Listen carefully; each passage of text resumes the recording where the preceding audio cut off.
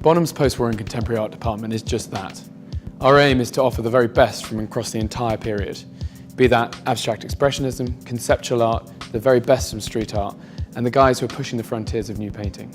The works in this sale range from the delicate beauty of an Alexander Calder mobile through to the materiality, the structure and texture of a piece by Antoni Tapias.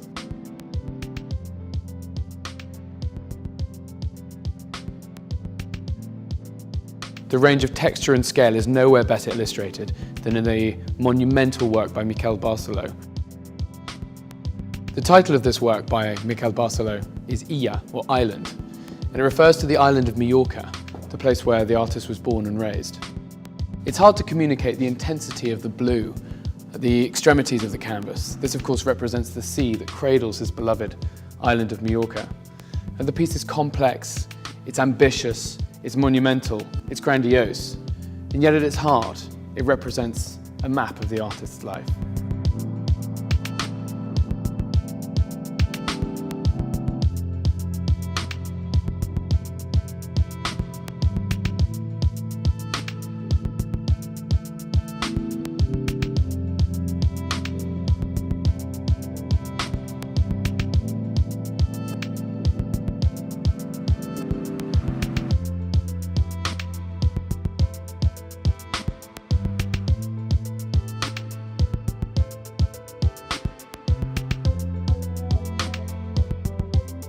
One of my favorite lots in the sale is this great example of Alexander Calder standing mobile.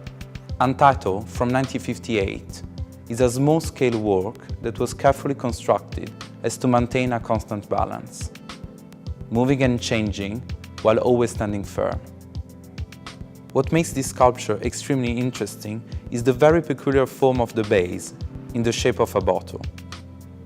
The work was a gift from the artist to his very good friend, writer James Stern, and it is the first time this work has appeared on the market. There is a great simplicity and elegance to this sculpture, which will never look the same twice. It will constantly offer new and often unforeseen aspects.